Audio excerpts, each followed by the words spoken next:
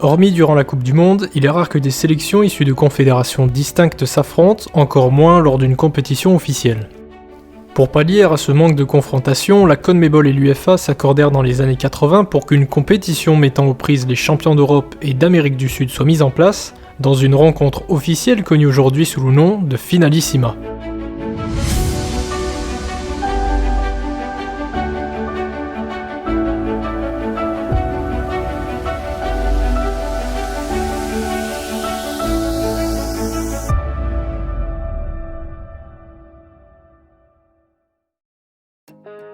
La Finalissima est une compétition qui oppose les vainqueurs en titre de la Copa América et du Championnat d'Europe. Aussi connue sous le nom de Coupe des Nations Sud-Américaines Européennes, Coupe des Champions CONMEBOL UEFA ou encore Coupe Intercontinentale des Nations, elle fit son apparition en 1985, mais 3 éditions seulement furent disputées.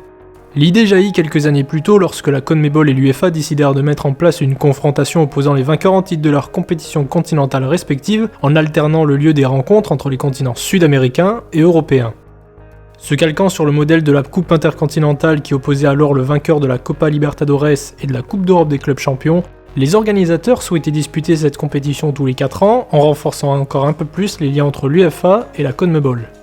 Le décès en août 83 du président de l'UEFA Artemio Franchi poussa les organisateurs à renommer ce trophée en l'honneur de celui-ci. Les 2 premières éditions se nommèrent alors Coupe Artemio Franchi.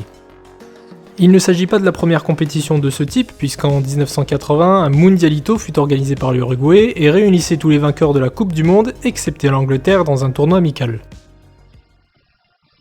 La première édition de la Coupe Artemio Franchi opposa le 21 août 85 l'Uruguay, alors vainqueur de la Copa América en 83, et la France, vainqueur de l'Euro 84, dans une rencontre se disputant au Parc des Princes devant un peu plus de 20 000 spectateurs.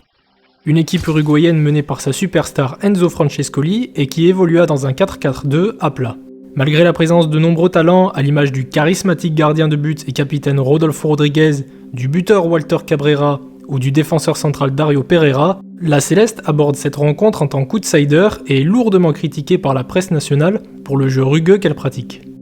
Mais c'est surtout l'incompétence de son sélectionneur Omar Borras qui est pointé du doigt. Un sélectionneur en place depuis plus de 5 ans, adepte des conférences de presse lunaires, de punchlines de bas étage, de très faibles compétences tactiques, sélectionnant des joueurs et rejetant d'autres pour des motifs extrasportifs. Un sélectionneur détesté par toute une nation qui sacrifia une génération talentueuse ayant tout remporté sur la scène continentale, que ce soit chez les catégories jeunes ou en club.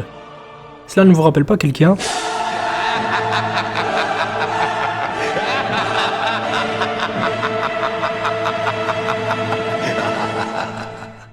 Du côté des Bleus, Henri Michel conserve une partie de l'ossature championne d'Europe un an plus tôt dans ce même stade du Parc des Princes avec un 4-4-2 en losange où l'on retrouve 3 des 4 joueurs composant le carré magique que sont Luis Fernandez, Alain Giresse et Michel Platini, tous 3 associés au bordelais Thierry Tussaud, remplaçant lors du précédent Euro.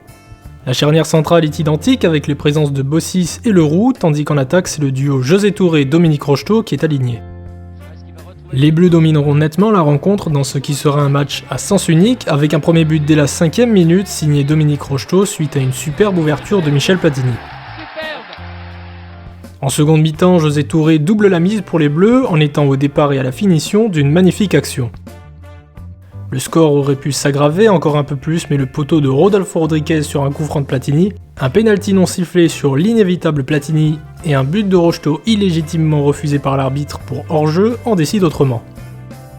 L'équipe de France remporte finalement cette première édition de la Coupe intercontinentale des Nations qui s'avérera être un succès mitigé sachant que plus de la moitié des sièges du Parc des Princes étaient vides, sans oublier l'écart de niveau entre une Céleste empruntée et une équipe de France s'annonçant alors comme un sérieux prétendant pour le Mondial 86. Il n'y eut pas d'édition en 1989 car ni les Néerlandais, vainqueurs de l'Euro 88, ni les Uruguayens, à nouveau vainqueurs de la Copa América en 87, ne se sont mis d'accord sur la date et le lieu de la rencontre. C'est donc en février 93 qu'a lieu la seconde édition de la Coupe Artemio Franchi opposant alors l'Argentine et le Danemark au stade José María Minella devant 34 700 spectateurs.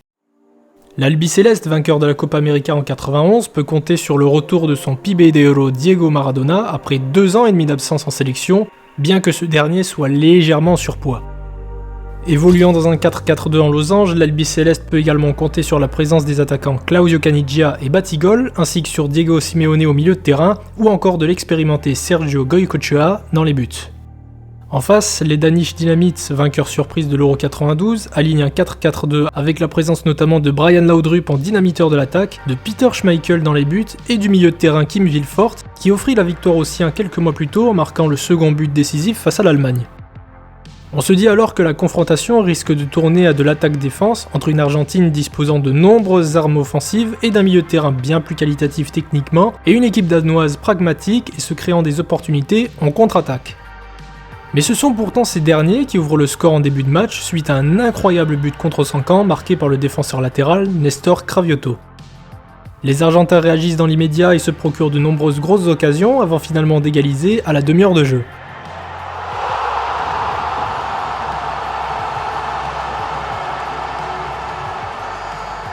La suite de la rencontre est dominée par une Albiceleste qui n'arrive pas à trouver l'ouverture malgré les nombreuses tentatives de Batistuta et Maradona, tandis que les Danois se montrent dangereux via les courses incessantes de Brian Laudrup sur l'aile gauche. Les deux équipes toucheront chacune les montants à 2 reprises et les nombreuses parades de Schmeichel pousseront les deux équipes en prolongation, puis au tir au but. 2 arrêts de Goycochea face à Vilfort et Björn Goldbeck permettront à l'Argentine de remporter cette deuxième édition de la Coupe intercontinentale des Nations avec une rencontre de haut niveau et bien plus équilibrée que la précédente entre la France et l'Uruguay. Il s'agit alors du 3e trophée remporté en l'espace de 2 ans par l'Argentine après la Copa América en 91 et la Coupe des Confédérations en 92, alors dénommée Coupe du Roi Fahd et organisée par la Fédération saoudienne. En 1995, Danois et Argentins se retrouveront en finale de la Coupe du Roi Fahd et ce seront les coéquipiers des frères Laudrup qui prendront leur revanche en s'imposant nettement en finale 2-0. La FIFA décide de plancher sur une organisation biannuelle de cette compétition qui supplantera finalement la Coupe Artemio Franchi et permettra à toutes les nations vainqueurs de leur Coupe continentale de participer à ce tournoi. La Coupe intercontinentale des nations est alors enterrée jusqu'à l'arrêt de la Coupe des Confédérations en 2017 car la FIFA souhaite travailler sur un nouveau projet, soit l'organisation de la Coupe du Monde des clubs.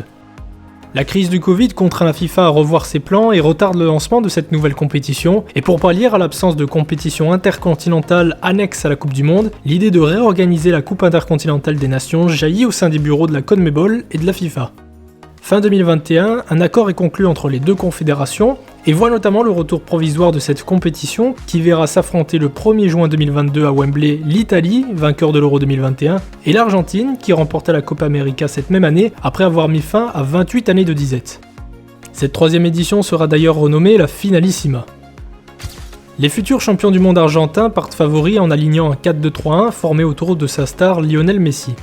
On y retrouve également le désormais emblématique portier argentin Dibu Martinez, mais également Otamendi et Romero en charnière centrale, Di Maria et Lo Celso sur les ailes, ainsi que Lautaro Martinez en pointe de l'attaque.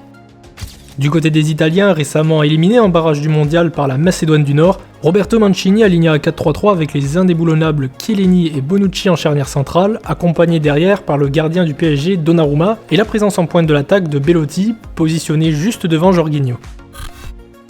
A l'instar de la première édition de la Coupe intercontinentale des nations, cette confrontation est à sens unique avec une équipe d'Argentine totalement décomplexée qui se projette systématiquement vers le but italien. Avec 2 buts inscrits par Lautaro Martinez et Ángel Di Maria en première mi-temps, puis un 3e inscrit en fin de match par Paulo Dybala, les Argentins remportent pour la 2e fois la Coupe intercontinentale des nations. Selon l'accord conclu fin 2021 entre la CONMEBOL et l'UEFA, 2 autres éditions devraient avoir lieu dont la prochaine se déroulerait en 2025 et verrait s'affronter les vainqueurs de l'Euro et de la Copa América 2024. Avec l'arrivée de la Coupe du Monde des clubs et les réformes des Coupes d'Europe, la surcharge des calendriers européens et sud-américains risque d'empêcher la tenue de cette compétition sur le long terme.